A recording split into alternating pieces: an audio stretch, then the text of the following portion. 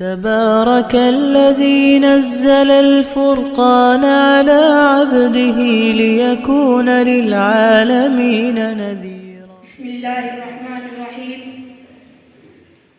الحمد لله رب العالمين والصلاة والسلام على محمد خاتم النبيين وعلى آله وأصحابه أجمعين إلى يوم الدين.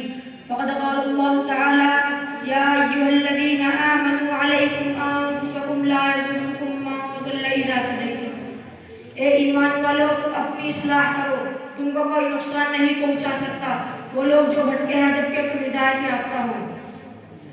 اپنے من میں ڈوب کے پاجا سراغ زندگی، تو اگر میرا نہیں بنتا نہ بن اپنا تو بن.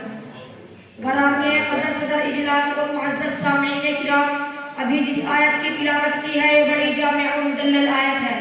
یہ آیت ہم سب کو ایک اہم پیغام دیتی ہے کہ اس دنیا میں رہنے والا ہر انسان سب سے زیادہ اپنے کو بنانے، سنوارنے اور سدھارنے کی فکر کرے. آدمی کو سب سے پہلے اپنا محاسبہ کرنا چاہیے، اپنے اعمال کا جائزہ لینا چاہیے، اپنے کردار کو پرکھنا چاہیے، اپنے حالات پر غور کرنا چاہیے اور دیکھنا چاہیے کہ کہیں میرے اندر کوئی ایسی خرابی یا برائی تو نہیں جو اللہ کے نزدیک غیر پسندیدہ ہو اور رسول اکرم صلی اللہ علیہ وسلم کی شریعت و سنت کے منافی ہو. اس لیے کہ قیامت کی سہولناک گھڑی میں اور قبر کی خوفناک تاریکی میں کوئی کسی کی مدد نہیں کرے گا.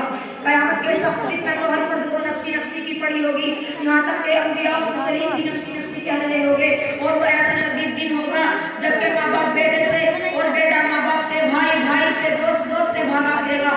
ہر انسان، ہر فرد کو اپنا حساب دینا ہوگا. اللہ تعالیٰ نے اعلان فرما دیا ہے کوئی کسی کا بوجھ نہیں اٹھائے گا اور کوئی کسی کی مدد نہیں کرے گا. برادران اسلام، قرآن کریم اپنی فکر کرنے، اپنا محاسبہ کرنے کی بار بار تلقین کرتا ہے.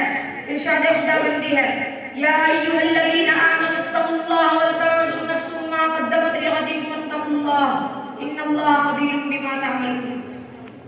اے ایمان والو، اللہ سے ڈرو اور ہر جان جائزہ لے کے کل قیامت کے دن کے لیے اس نے کیا پڑھایا.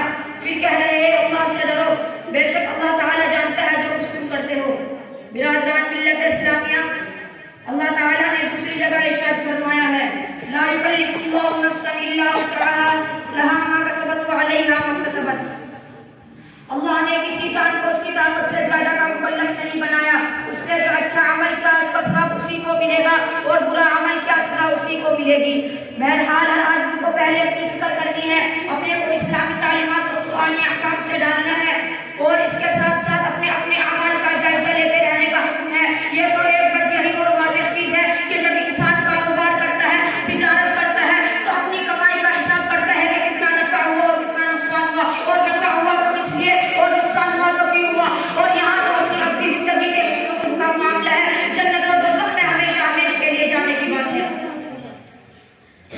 عزیزان ملت، آج ہمارا یہ حال ہے کہ اپنی کوتاہیوں، برائیوں، خرابیوں اور بدعمالیوں کا جائزہ لینے کے بجائے اپنی بربادی کا الزام دوسروں کو دیتے ہیں. اپنے عیوب پر نظر نہیں ڈالتے، اپنے بڑے بڑے گناہ یا اپنے بڑے بڑے عیوب پر نظر نہیں ڈالتے. ہاں، دوسروں کے اندر ذرا سا بیائی ملا تو ہم نے تشویش شروع کر دی، گویا خطبے کا لبادہ اور دوسروں کو بے لباس کر دیا.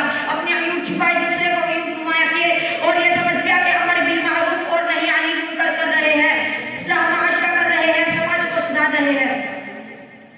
آپ نے دیکھا ہوگا اور دیکھ رہے ہیں آج ایسے ایسے افراد دوسروں کی اصلاح کے لیے کھڑے ہو رہے ہیں جو خود اپنی اصلاح کی فکر نہیں کرتے. ان کے گھروں میں ان کی سرپرستی میں بدعات اور رسومات ہوتی ہے، معاشرتی رسم و رواج پر عمل ہوتا ہے، مگر مصلحتوں اور رواداری اور مجبوری کا نام دے کر گزرتے ہیں اور دوسروں کو خود نصیحت کرنے سے باز نہیں آتے کہ نیائے خلاف شریعت ہے، دین کے منافی ہے. تو بھلا ایسی صورت میں جب کہ ہم خود اپنی تبدیل نہیں کرتے، حالانکہ کرنا اور بننا چاہے تو پھر کوئی مشکل کام نہیں. ہاں، تھوڑا بہت نقصان ہوگا، یا نمود کی نام بڑھ جائے گی، شہرت ناموری پر آنچ آ جائے گی، مگر دل تو مطمئن ہوگا کہ ہم نے محمد صلی اللہ علیہ وسلم کا اتباع کیا ہے، شریعت پر عمل کیا ہے، اللہ کو راضی کیا ہے. آج آپ کو ایسے ایسے مسلمین ملیں گے جو دوسری معاشرتی برائیوں کی تحریک چلاتے ہیں،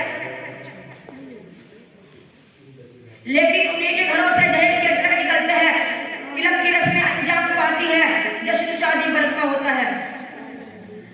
کر سکتے تھے جو اپنے زمانے کی امامت، کر سکتے تھے جو اپنے زمانے کی امامت، وہ کوہنا دماغ ہے اپنے زمانے کے تبارك الذي نزل الفرقان على عبده ليكون للعالمين نذيرا.